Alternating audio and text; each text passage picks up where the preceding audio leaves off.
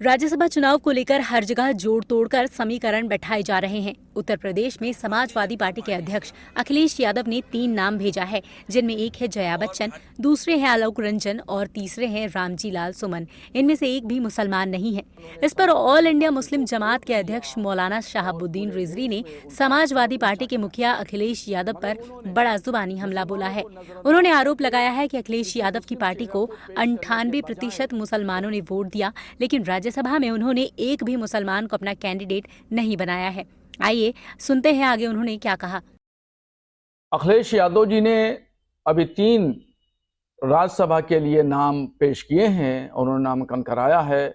ये तीनों को तीनों गैर मुस्लिम हैं, जबकि 2022 में मुसलमानों ने उनकी इज्जत रखी और 98% मुसलमानों ने समाजवादी पार्टी को वोट दिया और पूरे देश में उनका सर ऊंचा किया। मगर उन्होंने मुसलमानों को नजरअंदाज करके किसी मुस्लिम चेहरा को पेश करने के बजाय उन्होंने तीनों को तीनों गैर मुस्लिम नाम दिए, जबकि इस बार मुसलमानों का हक बनता है कि 2 लोकसभा के नाम मुसलमान होना चाहिए, नाम मुसलमानों का नाम पेश करना चाहिए। मगर उन्होंने न करके एकतरफा उन्होंने फैसला किया और साथ ही साथ उनकी कम सीट देने की वजह से जयंत चौधरी भाजपा में चले गए। और ऐसे ही नेशनल पार्टी कांग्रेस है, जिसकी देश में कई राज्यों में उसकी हुकूमतें हैं, इसके बावजूद भी वो उत्तर प्रदेश में 2 सीटों की बात कर रहे हैं। तो इस तरीके से वो चाहते हैं कि इंडिया गठबंधन का जो गठबंधन है वो किसी न किसी तरीके से वो टूट जाए। वो गठबंधन का धर्म नहीं निभाना चाहते हैं।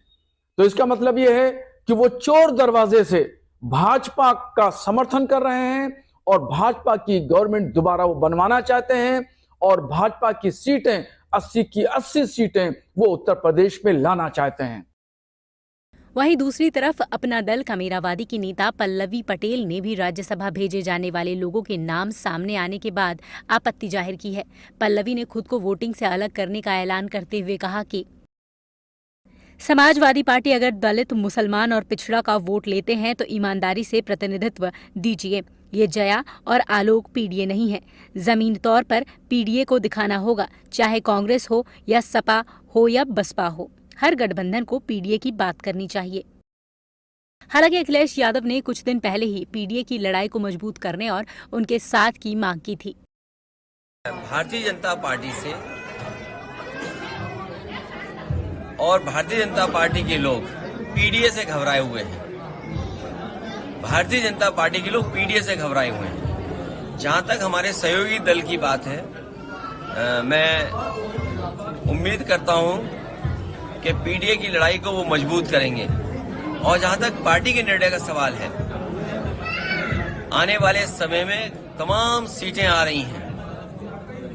अभी तो एमएलसी आना है, फिर राज्यसभा आना है, फिर एमएलसी आना है। तो ये पीडीए की लड़ाई कहां कमजोर हो रही है।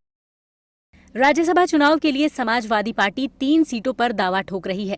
हर सीट के लिए 37 विधायकों का समर्थन जरूरी है, यानी 3 सीट अगर सपा को जीतनी होगी तो 111 विधायकों का समर्थन चाहिए होगा। लेकिन जमीनी हकीकत ये है कि सपा के अभी सिर्फ 108 विधायक हैं। कांग्रेस के 2 विधायक को जोड़ दें तो उसके पास विधायकों की संख्या 110 हो जाती है, क्योंकि आरएलडी पहले ही अलग हो चुकी है। भारतीय जनता पार्टी के लोग पीडीए से